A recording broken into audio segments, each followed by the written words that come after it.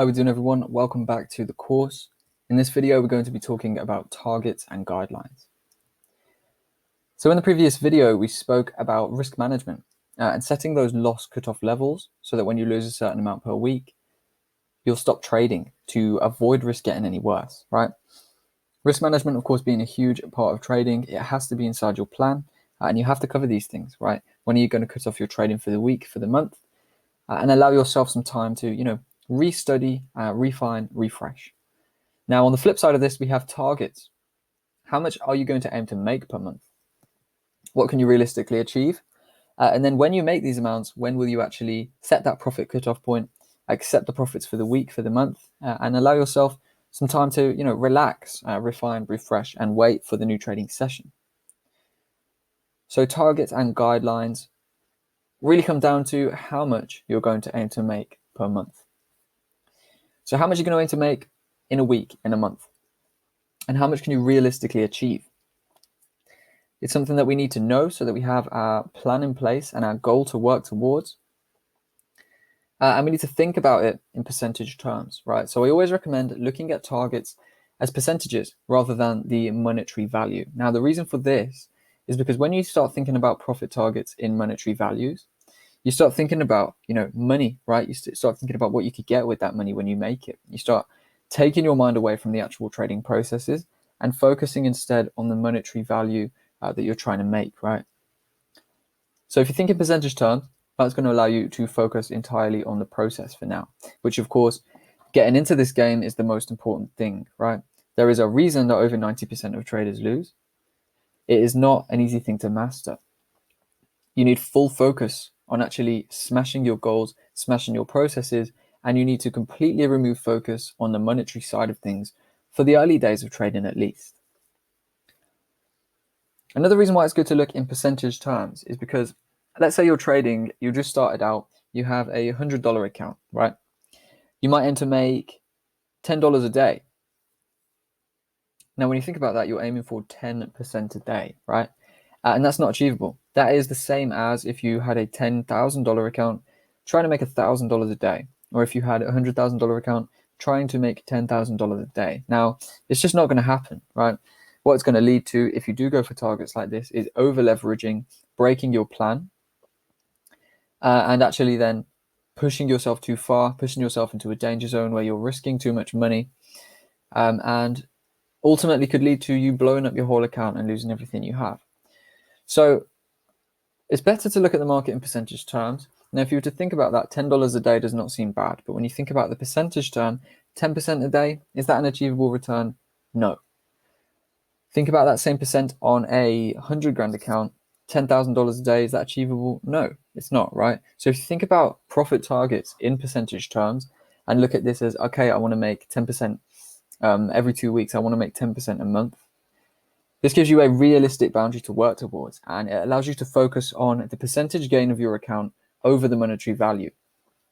So when you're trading a $100 account, you really shouldn't be doing that to make money. Okay, this should be the practice amount, because at the end of the day, you are not going to make fulfilling profits off a $100 account, right? But you don't need to worry about the money yet, because there are ways to get money. You can work. You can even go for a funded account and get an account funded for you if you prove your results. So in early days, coming from this course, you should really be focusing on the process, which is why I recommend thinking in percentage terms. If that means going for $10 per month on a $100 account, accept that, right? Don't treat that as, oh, I've only made $10 this month. Treat that as you made 10%. Now look at that on a higher time frame, a higher capital account. If you were trading with 50K, that's 5,000 that month, right? If you're trading with 100K, that is 10,000 that month. So if you think about profit targets in percentage terms rather than the monetary value, you're going to have a much better experience. You're going to have a much more fulfilling journey in trading, and it's going to allow you to master the processes. And then you can move on to the higher capital. You can move on to funding. You can move on to, larger accounts of your own. And then you can actually see the money coming in because you've mastered the processes, focusing on percentages rather than trying to get a quick flip and trying to get a quick dollar. So think about your targets in percentage terms always. It's the way forward, and it's the way to actually really focus on the processes rather than focusing on quick money. So when we come to setting our targets, we should think on a weekly, monthly, and yearly time frame. Okay, there is no need to go for daily targets. Now, I see among the community beginners going for 2% a day, right? Thinking, yeah, 2% a day is nice and easy. That's one winning trade at 1-to-1 risk reward. If I'm trading 2% risk per trade, that's achievable. Now, it sounds easy, it sounds good on the forefront, but actually it's not all that easy. The reason being is if you lose a trade one day, which you will, right? Not every trade is going to be a winner. If you lose a trade one day, you are going to be down 2%. And now you're going to have to, from there, make another 4% that same day before you are at your 2% target. So while 2% a day seems kind of easy when you think about it just initially, when you actually think deeper into it, you think, let's say then you have in a week, you have a win on Monday, a win on Tuesday, and then you have a loss on Wednesday. So you've achieved your 2% on Monday and Tuesday. Now on Wednesday, you're actually down 2%.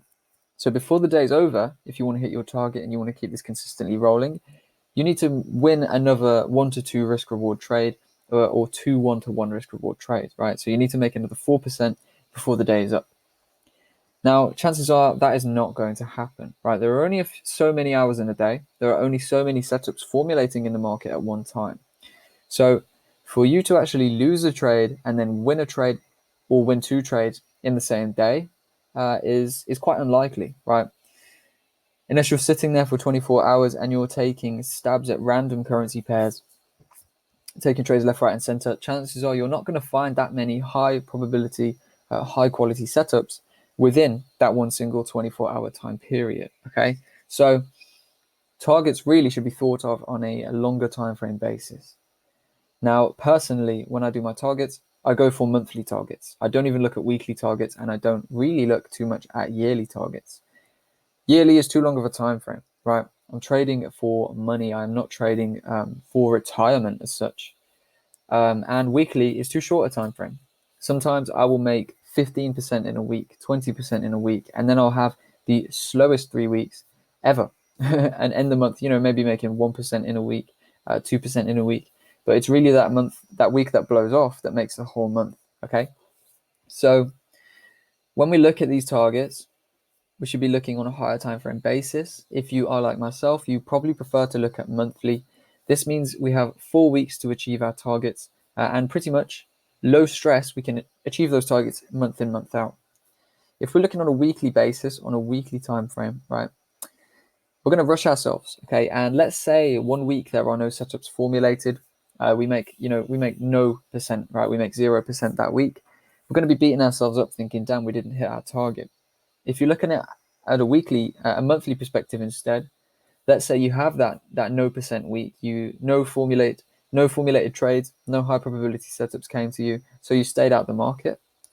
But then the next week you have a week that blows the roof off. You make 5%, you make 10%, you make 15%. Now that's going to hit your monthly target, and you're not going to feel bad about that slow week, right? We should never feel forced to take trades, and by setting weekly targets, we are rushing ourselves into trying to hit targets every single week, right? That means we have to find 1, 2, 3 high probability, high accuracy winning trades every single week. Okay, and we only have 5 days to do that. So personally, from my opinion, I do think it's better to look on a monthly perspective. It gives us more time to hit our goals without stressing ourselves out. And it also allows for some achievable, consistent goals, right? It allows for a losing week, 2 losing weeks even in a month. As long as those other 2 winning weeks really blow the roof off and smash your monthly target in the end. So targets, depending on what suits you best, you should look at putting in your targets in your trading plan as weekly targets, monthly targets, and if you are a long-term trader, yearly targets as well, okay? My recommendation, monthly, but of course, some of you are going to be shorter-term traders, some of you are going to be longer-term traders, and others of you may just want to, include weekly, monthly, and yearly. So it's down to you, but that's what I recommend.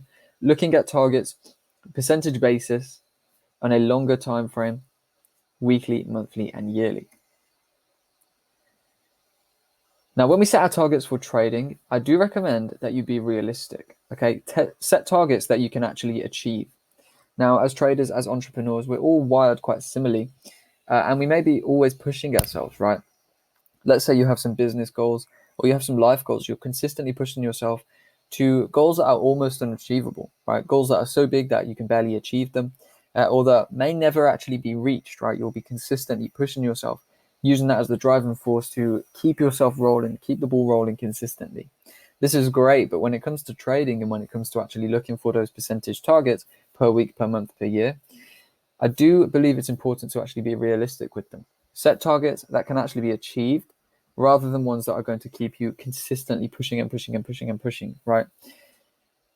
90% of traders fail. Trading is enough of a challenge as it is. If you set a realistic target of 10% per month, you're already going to have a challenge achieving that every single month consistently. Okay. It doesn't take for loads of huge winners. It could take, one winner a week. I mean, you could even hit one winner, 1 to 5 risk reward, and that will clear your whole profit target, right? But a modest target like that allows for losses, it allows for harder times in the market, and it allows you to actually relax and enjoy your trading career while you're doing it. It means you don't have to be sat at the charts 24/7 doing nothing. It means you can be out living your life and actually still hit consistent, achievable targets without pushing yourself too far, without stressing yourself out too much. So be realistic with those targets, set targets you can actually achieve, and it's going to give you a more fulfilling career where you actually feel like you're progressing and feel like you are winning, as opposed to these high, unachievable targets that you're never really going to get around to actually smashing. All right. So with your targets, percentage terms on a weekly, monthly, and yearly basis, and be realistic with them. Set targets that you can realistically achieve. Now, what is an achievable target? Personally, 10% per month, 15% per month, 20 at a push, but you're probably not going to hit that every single month consistently. Okay. Early days of trading, you're going to be looking for huge gains, right? You might be trying to flip a small account so big, trying to make 50% a month. Long game, that's not going to happen, right? You need to be realistic. You need to accept this and suck it up from the start. There are ways to get the bigger capital. There are ways to get the capital for,